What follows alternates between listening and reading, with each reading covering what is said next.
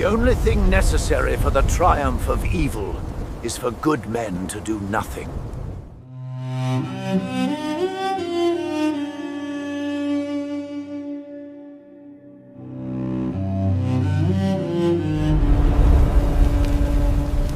Stoic rules to stay calm in chaos.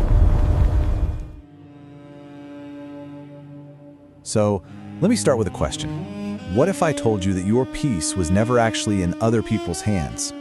Not in what they say, not in what they do, not even in how they try to get under your skin. The truth is, no one has ever truly made you angry. They've only ever revealed the parts of you that are still waiting to heal. Most of us go through life just reacting. One little comment can ruin an entire day. A simple misunderstanding can blow up into a full-blown war. It's like we're all emotional puppets, and we don't even see the strings being pulled. But it doesn't have to be like that. The Stoics knew that real strength isn't about being untouchable. It's about being completely unshaken. To get there, though, we first have to unmask a huge lie we've been telling ourselves, a lie that's really the true source of all our anger and frustration. And here it is. This is the fundamental choice. The lie we all live by is that outside events and other people have the remote control to our feelings. But the Stoic truth? It's the complete opposite. You control your response to those things. And trust me, understanding that one distinction, well, that changes everything. This really gets to the heart of the problem. We think anger is something that just happens to us, like catching a cold. And because we believe that lie, we've spent years, maybe our whole lives, trying to control all the wrong things, trying to manage other people, trying to create the perfect circumstances. But it hasn't worked, has it? We've been looking in the completely wrong direction. So, where do we find our real power? If it's not in controlling the world, where is it? Well, it's in a very small, very quiet space that most of us completely ignore.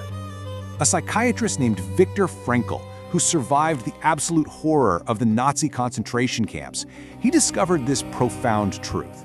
He called it the gap. It's that tiny space between what happens to you and how you respond. In that pause, that fraction of a second before you react, that's where all your power lies. That's your power to choose. And here's something that is so liberating to understand.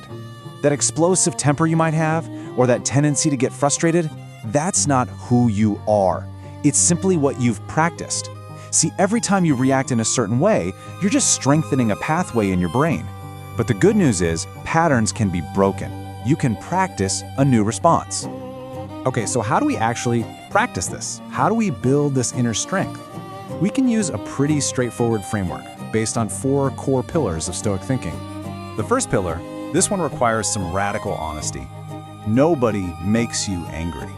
People can absolutely do things that are wrong or hurtful or unfair, but your emotional response to it, that belongs 100% to you. The moment you take complete ownership of it, you stop being a victim and you take all your power back. The Roman Emperor Marcus Aurelius wrote this down in his own private journal. This is the very heart of that first pillar. The strength he's talking about isn't found by changing the world around you, but by realizing you have total power over how your own mind sees it. The second pillar is all about ending a fight you can never, ever win. The fight against what's already happened. It's about practicing a radical acceptance of reality just as it is. Think about it. Reality doesn't negotiate. That traffic jam is there, whether you scream about it or not. And let's be clear, acceptance does not mean you approve of what happened. It just means you refuse to waste your precious energy fighting a battle that's already over. Which leads us right to our third pillar. The wisdom of choosing your battles. Seriously, not every wrong needs you to right it. Not every insult needs a comeback. Your energy is a finite resource, and you have to start asking yourself if a situation is truly worth the price. So before you jump into a conflict, just run through this quick mental checklist. First, ask yourself, will this even matter in a year? Probably not. Second, is this person actually looking for a resolution, or are they just trying to start a fight? And finally, what's the cost? What will engaging in this cost my peace? If the price is your peace, it's too high. Walk away. And our final pillar follows right on the heels of that one. Protect your energy. Treat it like it's sacred. Every single day you wake up with a certain amount of it, and how you choose to spend it literally determines the quality of your life. Don't let petty dramas drain your battery for the things that actually matter. So how do you do this, practically? You set firm boundaries, and you stop feeling guilty about it.